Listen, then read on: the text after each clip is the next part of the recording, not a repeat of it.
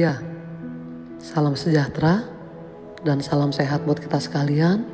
Puji Tuhan, selamat pagi Bapak Ibu yang kekasih. Kita akan kembali mendengarkan renungan singkat pada saat pagi hari ini. Temanya adalah Tuhan selalu mempedulikan kita.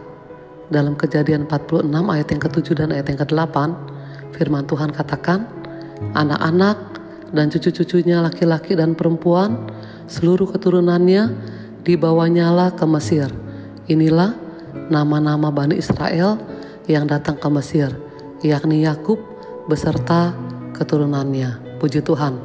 Dalam Kejadian 46 ayat yang ke-7 sampai ayat yang ke-26, kita mendapatkan rangkaian ayat yang memuat susunan keluarga dari 12 anak-anak Yakub. Orang-orang yang berada dalam daftar ini bukan berarti mereka tidak pernah luput dari masalah, persoalan, kelemahan, kekurangan. Tapi mereka selalu berada dalam perhatian Allah sampai nama mereka begitu detail dicatat. Ayat yang 26 dikatakan ada 66 jiwa yang ikut bersama-sama dengan Yakub ke Mesir. Ya puji Tuhan. Nama-nama yang dicatat dalam rangkaian ayat ini bukan berarti bebas dari masalah. Mereka tetap mengalami masalah hidup, namun Tuhan selalu memperhatikan mereka karena mereka mempunyai hati yang terbuka untuk Tuhan. Apa yang dimaksud dengan hati yang terbuka untuk Tuhan? Anak-anak yang hatinya terbuka untuk Tuhan berarti anak-anak yang hatinya mau mendengar nasihat daripada firman Tuhan, mau menurut, mau taat, mau mengasihi, bahkan hatinya takut akan Tuhan, bahkan hatinya selalu hormat kepada Tuhan. Ya puji Tuhan. Kalau kita lihat dalam Maliaki 3 ayat yang ke-16, firman Tuhan katakan, beginilah berbicara satu sama lain orang-orang yang takut akan Tuhan. Tuhan memperhatikan dan mendengarnya sebuah kitab peringatan ditulis di hadapannya bagi orang-orang yang takut akan Tuhan dan bagi orang-orang yang menghormati namanya. Puji Tuhan. Di hadapan Tuhan ada beberapa buku, di antaranya adalah buku kehidupan dan juga ada buku peringatan. Puji Tuhan. Ya, di sini adalah buku peringatan mencatat semua bentuk pelayanan orang-orang yang menghormati nama Tuhan. Menghormati Tuhan artinya adalah menempatkan Tuhan pada prioritas yang utama. Bukan kepentingan dirinya, tapi Tuhanlah yang menjadi nomor satu. Kita belajar untuk menempatkan Tuhan menjadi nomor satu dalam seluruh aspek kehidupan kita. Dialah yang pertama, karena kita yakin dan percaya kita ada, kita bisa bergerak, kita bisa bernafas, kita bisa melihat, kita bisa mendengar, semuanya hanya karena kemurahan dan kasih sayang Tuhan buat hidup kita sekalian. Ya puji Tuhan. Oleh sebab itu kita mau utamakan Tuhan, nomor satukan Tuhan di atas segala-galanya.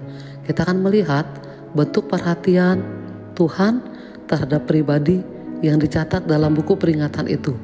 Ini menjadi pengharapan kita bahwa kita juga tertulis dalam buku peringatan itu karena kita memiliki kasih, ketaatan, kesetiaan kepada Tuhan, dan kita mempunyai wujud pelayanan menghormati nama Tuhan. Yang pertama, bentuk perhatian daripada Tuhan adalah dalam Yesaya 31 ayat yang keempat, yang dikatakan, sebab beginilah firman Tuhan kepadaku, seperti seekor singa yang menggeram untuk mempertahankan mangsanya dan tidak terkejut mendengar teriakan seluruh pasukan gembala yang dikerahkan melawan dia dan tidak mengalah terhadap keributan mereka. Demikianlah Tuhan semesta alam akan turun berperang untuk mempertahankan gunung Sion dan bukitnya. Dalam ayat yang barusan kita baca, Tuhan menggambarkan diri sebagai seekor singa muda. Tuhan mau terlibat langsung dalam kegiatan kita umat manusia. Sampai-sampai Tuhan katakan bahwa ia bagaikan singa muda yang menggeram, mempertahankan mangsa yang sudah ia tangkap. Ketika para pemburu datang dengan derap dan suara yang bergemuruh, singa ini tidak takut, malah menggeram, sehingga para pemburu lari pada waktu mendengar geram dari singa. Begitulah Tuhan menunggui kita, menjaga umatnya yang disebut sebagai Gunung Sion dan bukitnya. Pada waktu kita tidur nyenyak, Tuhan menjaga kita. Tuhan menggeram terhadap iblis yang mau merusak kehidupan kita. Puji Tuhan.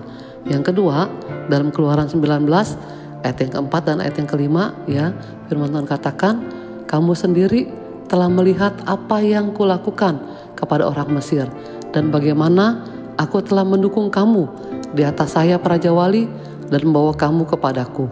Jadi sekarang, jika kamu sungguh-sungguh mendengarkan firman-Ku dan berpegang pada perjanjian-Ku, maka kamu akan menjadi harta kesayangan-Ku sendiri dari antara segala bangsa, sebab Akulah yang empunya seluruh bumi. Ya, yang kedua, Tuhan menggambarkan dirinya sebagai burung Raja Wali. Tuhan tidak segan-segan menerangkan bagaimana bentuk perhatiannya kepada umatnya. Tuhan tidak segan menggambarkan diri seperti burung Raja Wali, burung angkasa, karena memang Raja Wali itu adalah burung yang sangat luar biasa. Dia satu-satunya burung yang tidak takut terhadap badai raksasa sekalipun. Biasanya dia bersarang di atas gunung-gunung batu yang tinggi, dan sarangnya bukan dari daun-daun yang lunak, tapi dari ranting-ranting kayu. Mengapa Tuhan menggambarkan diri sebagai seekor burung Raja Wali? Karena Tuhan ingin menerangkan, Tuhan mau mendukung umatnya di atas sayapnya. Malah yang tinggi mendukung umatnya di atas sayapnya, melewati badai, melewati angin ribut. Ayat yang kelima dikatakan, ya, mereka disebut sebagai harta kesayangan Tuhan, harta yang dirawat, harta yang dijaga oleh Tuhan. Ya, puji Tuhan.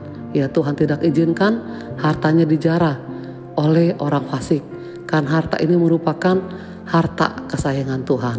Ya, puji Tuhan.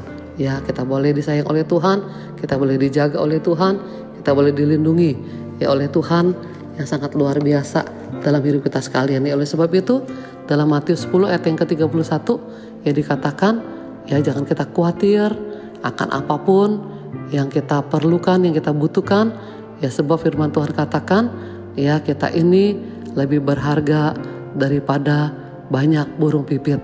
Kalau burung pipit saja diperhatikan oleh Tuhan, apalagi kita sekalian anak-anak Tuhan yang bisa memuji Tuhan, yang bisa menyenangkan akan hati Tuhan, yang bisa melayani Tuhan. Tuhan lebih perhatikan kita. Tuhan akan menjaga kita, merawat kita, bahkan peduli untuk semua kebutuhan keperluan kita sekalian.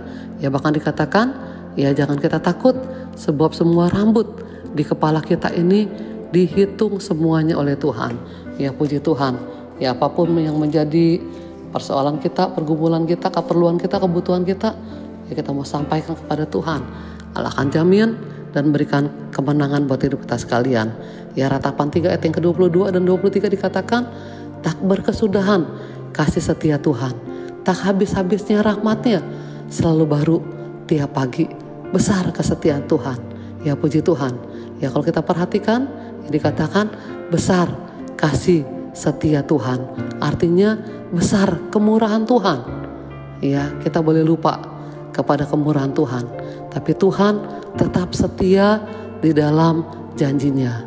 Ya, dia terus melimpahkan kasih setianya yang tidak berkesudahan, sehingga dikatakan selalu baru setiap pagi. Dia selalu ada dimanapun dan apapun kondisi kita. Ya, dia terus akan melimpahkan pertolongannya, kemurahannya, kasih setianya, kebaikannya, dan mujizatnya, bahkan berkat-berkatnya buat hidup kita sekalian. Puji Tuhan. Mari kita mau satu dalam doa. Terima kasih banyak Bapa di surga. Kami bersyukur Tuhan, Kau yang selalu memelihara kami, menjaga kami, memperhatikan kami, bahkan peduli untuk semua persoalan pergumulan hidup kami Tuhan. Terima kasih banyak Bapa di surga. Kami bangga Tuhan, kami punya Allah yang besar, Allah yang luar biasa, Allah yang heran, Allah yang dahsyat, dan Allah yang ajaib Tuhan. Mari Tuhan tolong Tuhan, kami akan melangkah di hari yang baru ini. Tuhan tolong bersama dengan kami, sertai, pimpin, dan berkati. Berkati semua usaha, pekerjaan, studi, rumah tangga, kesehatan kami semua Tuhan. Akan tetap Tuhan perlindungan penyertaan, penjagaan, dan berkat Tuhan di dalam kehidupan kami Tuhan. Banyak terima kasih Tuhan. Kami akan masuki di hari yang baru dengan penuh ucapan syukur bersama dengan Tuhan Yesus yang selalu peduli dalam hidup kami. Kami sudah berdoa dan mengucap syukur. Haleluya, puji Tuhan. Amin. Selamat pagi. Tuhan Yesus memberkati kita sekalian. Haleluya.